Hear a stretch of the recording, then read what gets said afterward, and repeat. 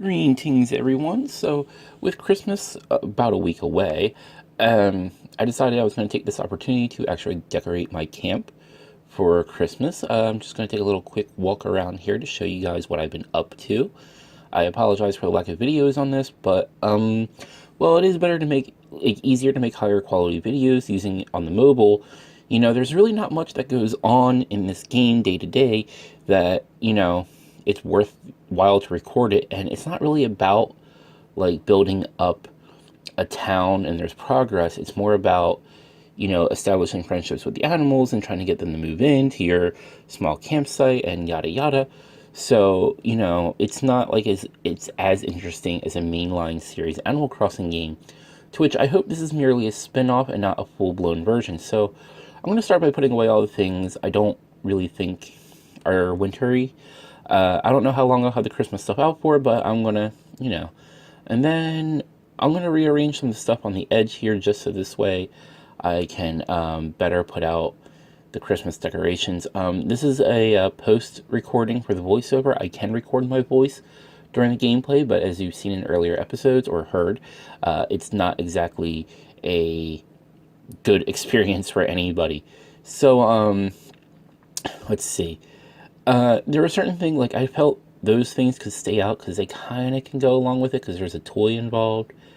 Um, right now, as I'm like watching the video, there's a lot of, you know, building preview, please wait. So bear with me. Now, one of the challenges that I had here was moving Tota KK's chair because like I accidentally spun it and I had no idea what direction he'd be facing in. So I wound up having to search for all the like Christmas items. I don't, are they called Jingle items? Let's see. And of course it's going to be building preview, please wait when I want to see what they're called. And I'm recording on my phone, so I can't just like pop into it. But I'm pretty sure they're all called Jingle items because they don't like to say what winter holiday specifically it is with. But so at first I thought I'm just gonna put them out one by one and then arrange where I want them to be that way. Um, I wasn't too sure about putting the fireplace out though because is it really a fireplace? I mean, doesn't a fireplace usually require a chimney? Um, but then I decided, well, it's a place that holds a fire, so maybe it can be outside. I'm just really not sure, like, how this works. Like, there's a lot of the furniture that they imported from, like, the older games, like, the older incarnations of Animal Crossing, which I don't really think they thought about putting out, like, whether or not it works as an outdoor piece of furniture. And I get, like, players have probably been wanting to put all their furniture outside for a long time, but, uh, there's just certain things that I think are indoors and certain things that are just outdoors. But, you know, in spirit of the game and how everything's going, I'm just going to play along with it and do what I can. So now I'm just looking to see what other items I have to put out, um, and then decide where what can go where. I found the biggest struggle was just like, why is there a bed? Like, it seems like the set almost wants to be an indoor set. Though I had to say that this incarnation of the Jingle set actually looks a lot nicer than the previous ones. The previous ones were a little too, shall we say, Santa oriented. So let's see. Like, I like the rug. The rug looks fantastic. Um, oh, and that was the fence that just went up. And then, yeah, like putting the bed out, like I kind of thought if I put the bed and the fence next to each other, it kind of gives a little bit of privacy, but it's still all outdoors, and that doesn't look like it should be like an outdoorsy type bed. But again, this bed looks a lot better than the previous Jingle bed, which again, it just looked like a Santa Claus bed. I almost wonder if we'll be seeing Jingle at all in Pocket Camp or if it's just, you know, there. I actually find that certain things, such as the essences that you need to make certain things, are very hard to come by. Like the natural essence, like I can't get enough of it for the things I want to build. And I find whenever I need something like cotton, there's just not enough. and hardly any animals give me paper. So making wallpaper is difficult, which, by the way, you need 300 rolls of paper to make a wallpaper. Like, that's kind of crazy, right? Now, I decided to move the tree over to the middle area because I thought, well, yeah, why not? Because to me, at least, I would prefer to put the furniture so that you can get around it, like in that little area, because you can't just put it anywhere willy nilly around your campsite. You are limited to where the grid is within, like you can see it right there. And there are certain places that they want people to be able to stand and interact with the item, or more specifically, the villagers will stand and interact with the item, which is fine. I'm sure everyone has seen the lamp cults, and I'm sure there's other cults out there that, or one thing I saw on Tumblr was someone put up a lot of fences and just had the animals on chairs in fences. I think the post was labeled something like all according to Kikaku, which, okay, why do you have them trapped? But whatever. Uh, I don't know, like, I kind of want to invite at least one more animal into my camp, but I think you can have a limit of 8. And I'm really, really holding off on trying to not invite any more animals because I hope Cyrano will be released soon if he's not already, and I just haven't encountered him. By the way, today is within the game is Sunday. In this video, I'm recording it on Sunday. I think it'll be going up on Monday or Tuesday, which will be what? The 18th or 19th. So this is being recorded on the 17th. Like I said, it's just a week away from Christmas. So I wanted to, decorate a little bit. Let's see. Other things in the game that I've been finding are pests too.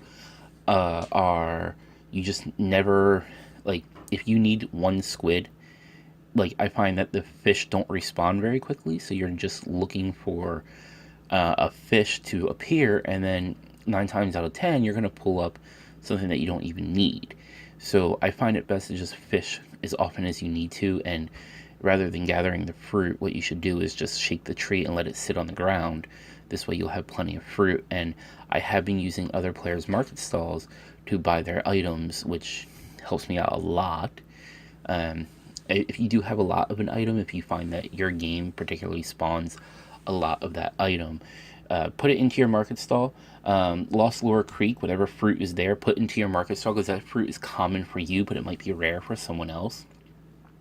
For me, cherries, oranges, and pears are a hot commodity, but I have plenty of peaches and apples, which, okay.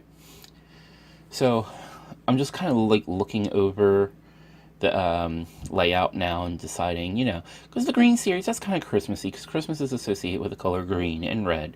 I have the cake on there. I was a little sad to have to put the sushi away, but it's not really fully Christmassy to have sushi, although in my house. But so now I'm going to take a walk around, make sure I can get around everything. I know it doesn't matter to the animals. The NPCs are perfectly fine to do whatever. They seem to be able to get onto any chair or whatever, regardless. As you can see, they sit in the picnic blanket, which I cannot. So the NPCs have a little more freedom to move around than I do, which, again, that's perfectly fine. So it's kind of a drag that I can't squeeze in between things. I've seen in Happy Home Designer that players can actually squeeze between things in tight areas, which is great. I don't know why they didn't incorporate that into this. One thing that I have noticed, which has been really good about this game, is that at least the clothing, which everyone has had really nice looking outfits, right, that I've seen.